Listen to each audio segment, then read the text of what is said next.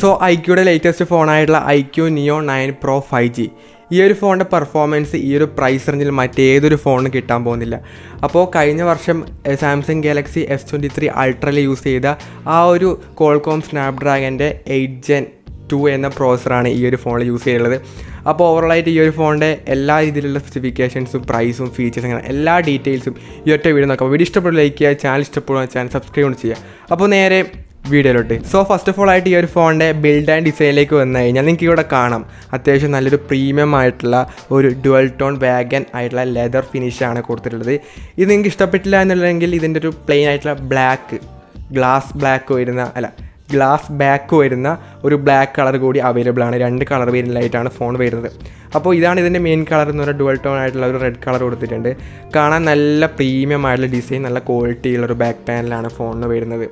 ഇതിൻ്റെ ഒരു എഡ്ജസൊക്കെ നോക്കിക്കഴിഞ്ഞാൽ ഫ്ലാറ്റ് ആയിട്ടുള്ള ഫ്രെയിമാണ് കൊടുത്തിട്ടുള്ളത്. പ്ലാസ്റ്റിക്കിൻ്റെ ഫ്രെയിമാണ്. നമ്മൾ ഐഫോണിലൊക്കെ കണ്ട ആ ഒരു ഫ്ലാറ്റ് ആയിട്ടുള്ള ഫ്രെയിമാണ് ഈ ഒരു ഫോണിൽ വരുന്നത്. അതുകൊണ്ട് തന്നെ നല്ലൊരു പ്രീമിയം ആയിട്ടുള്ള ഇൻഹാൻഡ് ഫീൽ ഫോണിന് കിട്ടുന്നതായിരിക്കും. ബാക്കിൽ അങ്ങനെ ഒരുപാട് ക്യാമറയും കാര്യങ്ങളൊന്നുമില്ല, ഡുവൽ ക്യാമറ മാത്രമേ ഉള്ളൂ. ആവശ്യമില്ലാത്ത ക്യാമറയൊക്കെ തന്നെ ഒഴിവാക്കിയിട്ടുണ്ട്. അത്യാവശ്യം ലൈറ്റ് വെയിറ്റ് ആയിട്ടുള്ള ഫോൺ കൂടിയാണ്. 7.99 mm മാത്രമേ തിക്നെസ് വരുന്നുള്ളൂ.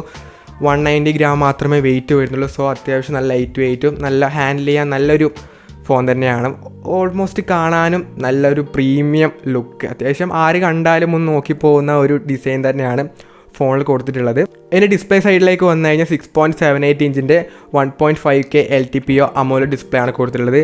3000 nits പീക്ക് ബ്രൈറ്റ്നസ് വരുന്നുണ്ട്. HDR10+ സപ്പോർട്ട് ചെയ്യുന്നുണ്ട്.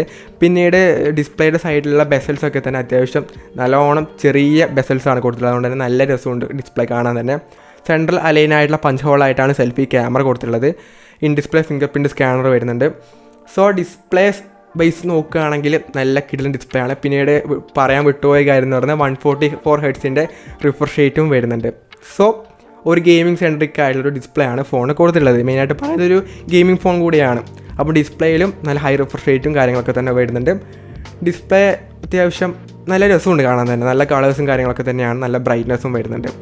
ഇനി പെർഫോമൻസ് സൈഡ്, അതായത് ഈ ഒരു ഫോണിൻ്റെ മെയിനായിട്ടുള്ള ഹൈലൈറ്റ് ആയിട്ടുള്ള കാര്യമാണ് പെർഫോമൻസ് സൈഡിലേക്ക് വന്നതിന് കോൾകോം സ്നാപ്ഡ്രാഗൻ്റെ 8 Gen 2 എന്ന കഴിഞ്ഞ വർഷത്തെ ഒരു ഫ്ലാഗ്ഷിപ്പ് ആയിട്ടുള്ള പ്രോസറാണ് ഇപ്പം ഈ ഒരു കുറഞ്ഞ പ്രൈസ് റേഞ്ചിൽ പ്രൊവൈഡ് ചെയ്തിട്ടുള്ളത്. സോ പെർഫോമൻസിൻ്റെ കാര്യത്തിലൊന്നും പറയാനൊന്നുമില്ല.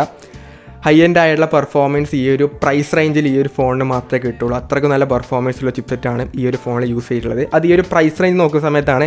ഇപ്പോൾ 8 Gen 3 വന്നിട്ടുണ്ട്, പക്ഷേ 8 Gen 2 നോക്കുന്ന സമയത്ത് ഈ ഒരു പ്രൈസ് റേഞ്ച് ഏറ്റവും കുറഞ്ഞ പ്രൈസിലാണ് ഈ ഒരു ഫോൺ കൊടുത്തിട്ടുള്ളത്, ആ ഒരു പ്രോസർ വെച്ചുള്ള ഫോൺ കൊടുത്തിട്ടുള്ളത്. സോ നല്ല പെർഫോമൻസ് ഉള്ള ഫോൺ തന്നെയാണ്. വേപ്പർ കൂളിംഗ് സിസ്റ്റം കാര്യങ്ങളൊക്കെ തന്നെ വരുന്നുണ്ട്. ഗെയിമിങ്ങിന് പറ്റിയ ബെസ്റ്റ് ആയിട്ടുള്ള ഫോണാണ്. LTPO ഡിസ്പ്ലേ ആയതുകൊണ്ട് തന്നെ റിഫ്രഷ് റേറ്റ് വേരിയബിൾ ആണ്.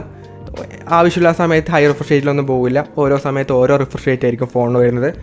സോ പിന്നീട് ഈ ഒരു ഫോണിൽ 3 വർഷത്തെ മേജറായിട്ടുള്ള ആൻഡ്രോയിഡ് അപ്ഡേറ്റ് കിട്ടുന്നതായിരിക്കും. പിന്നീട് 4 വർഷത്തെ സെക്യൂരിറ്റി അപ്ഡേറ്റും ഐക്യു പ്രൊവൈഡ് ചെയ്യുന്നുണ്ട്. വിവോ എന്ന് പറയുന്നത് വിവോ തന്നെയാണ്, ഫൺ ടച്ച് OS വിവോൻ്റെ തന്നെയാണ്. പിന്നീട് ഫൺ ടച്ച് OS 14 ആണ് ലേറ്റസ്റ്റ് വരുന്നുണ്ട്. ലേറ്റസ്റ്റ് ആയിട്ടുള്ള Android 14 out of the box ആയിട്ട് കിട്ടുന്നുണ്ട്. പിന്നീട് ഈ ഒരു ഫോണിൻ്റെ റാം ടൈപ്പ് നോക്കിക്കഴിഞ്ഞാൽ LPDDR5X ആണ് റാം വരുന്നത്. പിന്നീട് സ്റ്റോറേജ് വരികയാണെങ്കിൽ ബേസ് മോഡലായിട്ടുള്ള 128 GB വേരിയൻറ്റിൽ വരുന്നത് UFS 3.1 ഹയർ വേരിയൻ്റ് ആയിട്ടുള്ള 256 GB വരുന്നത് UFS 4.0 ആണ് കൊടുത്തിട്ടുള്ളത്. സോ ബേസ് മോഡൽ വരുന്നുണ്ട് ഈ ഒരു ഫോണിന്, അത് ഞാൻ ലാസ്റ്റ് പറയാം. അപ്പോൾ ഈ ഒരു ഫോണിൻ്റെ പെർഫോമൻസ് ഡിപ്പാർട്ട്മെൻറ്റിനെ കുറിച്ച് പറയുകയാണെങ്കിൽ ഒന്നും പറയാനില്ല, അപാരമായിട്ടുള്ളൊരു ഗെയിമിംഗ് ഫോൺ തന്നെയാണ്. അതിൽ യാതൊരു തരത്തിലുള്ള ഇഷ്യൂസിൽ മെയിനായിട്ട് ഈ ഒരു ഫോൺ ഗെയിം സെൻട്രിക് ആയിട്ടുള്ള ഫോൺ കൂടിയാണ്. സോ ഗെയിമിൽ യാതൊരു തരത്തിലുള്ള ഇഷ്യൂസും പെർഫോമൻസിൽ യാതൊരു തരത്തിലുള്ള ഇഷ്യൂസും പറയാനില്ല. ഇനി ലെറ്റ്സ് ടോക്ക് അബൌട്ട് ക്യാമറയിലേക്ക് വന്നു കഴിഞ്ഞാൽ 15 MB സോണി IMX920 എന്ന സെൻസറാണ് ഈ ഒരു ഫോണിൽ യൂസ് ചെയ്തിട്ടുള്ളത്. ഇത് വിവോയുടെ X100 എന്ന് പറഞ്ഞ ആ ഒരു ക്യാമറ ഫോണിൽ യൂസ് ചെയ്ത അതേ സെയിം ആയുള്ള ഒരു സെൻസർ തന്നെയാണ്. സോ ക്യാമറയിൽ വേറൊന്നും പറയാനൊന്നുമില്ല. പിന്നീട് 8 MB അൾട്രാ വൈഡ് ക്യാമറ റിയറിൽ കൊടുത്തിട്ടുണ്ട്. റിയർ ക്യാമറ ഉപയോഗിച്ചുകൊണ്ട് നമുക്ക് 8K വരെ നമുക്ക് വീഡിയോ ഷൂട്ട് ചെയ്യാൻ വേണ്ടി പറ്റുന്നതായിരിക്കും. 8K 13 FPS 4K 16 FPS വരെയുള്ള വീഡിയോസും റിയർ ക്യാമറയിൽ ഷൂട്ട് ചെയ്യാൻ വേണ്ടി പറ്റുന്നതാണ്. ഇനി സെൽഫിയിലേക്ക് വന്നു കഴിഞ്ഞാൽ നമുക്ക് അവിടെ വരുന്നത് ഒരു 16 MB ഒരു സെൽഫി ക്യാമറയാണ് കൊടുത്തിട്ടുള്ളത്. ആ ഒരു ക്യാമറ ഉപയോഗിച്ചുകൊണ്ട് നമുക്ക് 4K സപ്പോർട്ട് ചെയ്യുന്നില്ല, പക്ഷേ നമുക്ക് 180p 13 FPS വരെയുള്ള വീഡിയോസ് മാത്രമേ അതിൽ നമുക്ക് ഷൂട്ട് ചെയ്യാൻ വേണ്ടി പറ്റുന്നുള്ളൂ. സോ ഈ ഒരു ഫോണിലൊരു ഗെയിമിംഗ് സെൻട്രിക് ഫോൺ ആയതുകൊണ്ട് തന്നെ ക്യാമറയ്ക്ക് അങ്ങനെ വലിയ പ്രാധാന്യം കൊടുത്തില്ല, പക്ഷെ എന്നാലും അത്യാവശ്യം നല്ലൊരു പ്രൈമറി ക്യാമറ ഫോണിന് വരുന്നുണ്ട്. 8K എന്ന വീഡിയോ റെക്കോർഡിങ് കാര്യങ്ങളൊക്കെ അത്യാവശ്യം ക്വാളിറ്റിയുള്ള ഒരു മോശമില്ലാത്ത ആ ഒരു കൊടുക്കുന്ന പ്രൈസിന് അത്യാവശ്യം ക്വാളിറ്റിയുള്ള ക്യാമറ പ്രൊവൈഡ് ചെയ്യുന്നുണ്ട്. അങ്ങനെ അപാര ക്യാമറയൊന്നും വരുന്നില്ല.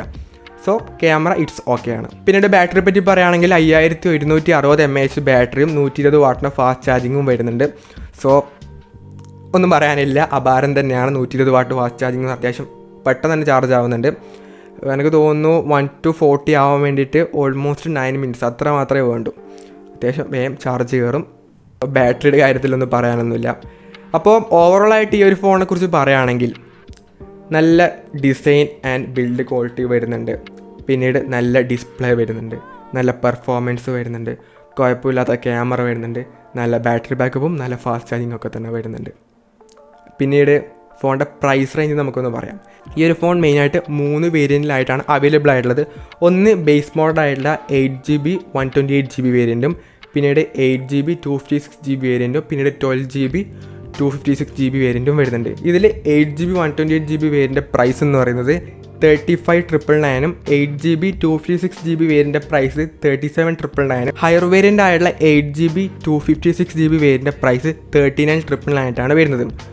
പിന്നീട് 2000 രൂപയുടെ ബാങ്ക് ഡിസ്കൗണ്ട് ഓഫറും വരുന്നുണ്ട്. അപ്പം ഇതിനും കാട്ടിയും വില കുറയും. പിന്നീട് ഇതിൻ്റെ ബേസ് മോഡൽ 128GB വേരിയൻ്റ് മാത്രമേ വരുന്നുള്ളൂ. അതെന്തായാലും എടുക്കാൻ വേണ്ടി പോകണ്ട, കാരണം അതെന്തായാലും കുറച്ച് നാൾ മാത്രമേ ഉണ്ടാവും. പിന്നെ അത് ഡിസ്കൗണ്ടിന് ചെയ്യും, കാരണം ഇവർക്ക് ഈ ഒരു ഫോൺ ലോഞ്ച് ചെയ്തുകൊണ്ട് തന്നെ അതിൻ്റെ പ്രൈസൊക്കെ തന്നെ എല്ലാ സ്ഥലത്തും കുറച്ച് കാണിക്കാൻ വേണ്ടിയിട്ടുള്ള ഒരു ബേസ് മോഡൽ മാത്രമാണത്. അപ്പം പിന്നീട് എന്തായാലും ആ ഒരു മോഡൽ സെയിലൊന്നും ഉണ്ടാവില്ല, ഫസ്റ്റ് മാത്രമേ കിട്ടുള്ളൂ. അപ്പോൾ എന്തായാലും അതിലേക്ക് പോകണ്ട, കാരണം ഇതിൽ മെമ്മറി കാർഡിൻ്റെ സ്ലോട്ട് വരുന്നില്ല. അതുകൊണ്ട് തന്നെ നമ്മൾ ഈ സ്റ്റോറേജ് എന്തായാലും 128GB ഒന്നും പോരാ ഈ ഒരു സമയത്ത്, കാരണം ഇതിൽ 8K വീഡിയോ റെക്കോർഡിംഗ് ഒക്കെ വരുന്നുണ്ട്. അപ്പോൾ അതൊക്കെ ഷൂട്ട് നല്ല രീതിയിൽ സ്റ്റോറേജ് പോകും. അപ്പോൾ എന്തായാലും നിങ്ങൾ ആ ഒരു ഹയർ വേരിയൻറ്റിലേക്ക് പോവുക, കാരണം ബേസ് മോഡൽ എടുക്കാതിരിക്കുക. ഇപ്പം മാത്രമേ ബേസ് മോഡൽ കിട്ടുള്ളൂ, പിന്നെ അത് കിട്ടൂല. അപ്പം ഇപ്പം എന്തായാലും അത് എടുക്കണ്ടെന്ന് ഞാൻ പറയുള്ളൂ, കാരണം സ്റ്റോറേജ് കിട്ടൂല. പിന്നെ ചെറിയ ഡിഫറൻസ് മാത്രമല്ലേ പ്രൈസിൽ വരുന്നുള്ളൂ. അപ്പോൾ എന്തായാലും കൂട്ടിയിട്ട് ആ ഒരു മിഡിൽ വേരിയൻറ്റിലേക്ക് പോവാം. അപ്പോൾ ഓവറോളായിട്ട് ഈ ഒരു ഫോണിനെ കുറിച്ച് പറയാൻ വേറെ ഒന്നും തന്നെ ഇല്ല. ഗെയിമിങ്ങിനാണെങ്കിലും ഈ ഒരു പ്രൈസ് റേഞ്ചിൽ കിട്ടാവുന്നതിൽ ബെസ്റ്റ് പെർഫോമൻസ് തരുന്നൊരു ഫോൺ തന്നെയാണ്.